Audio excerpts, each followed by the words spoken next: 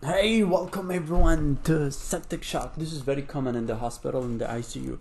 So the main thing, you gotta look at the temperature. Usual normal temperature will be more than 100, respiratory rate more than 20, heart rate more than 90, white blood cell count more than 12,000, or less than 4,000.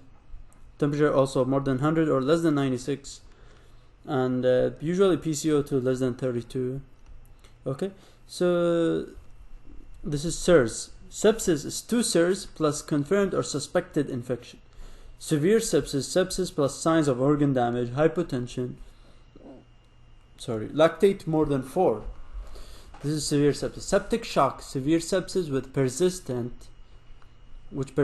and signs of end organ damage, hypotension, lactate more than 4. Okay? So that is the definition of sepsis. So these are the differentiation of sepsis. Okay, so what are the goal directed therapy? What are your goal directed therapy?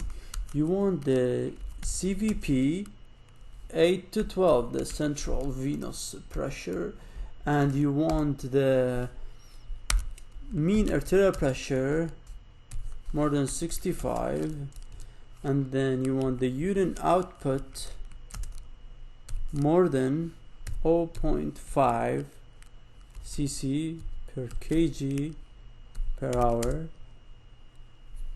and you want the O2 oxygen more than 70%. Okay, what are the actions that you need to take for septic shock? Actions. What are the actions?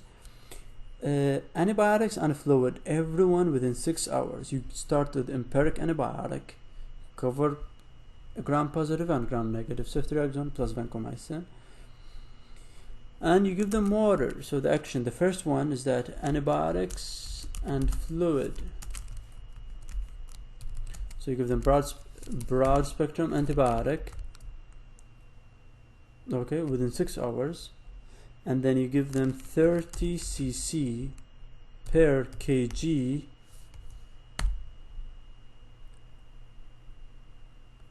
IV fluid bolus, lactated ringer or normal saline, same thing. Okay, within 6 hours. Now this patient is in danger, so you gotta act very fast. And the other thing, pressors. When do you give pressors? If in shock. What pressor do you give? You can give norepinephrine, or you can give vasopressin, or you can give steroids. Okay, how about lactate?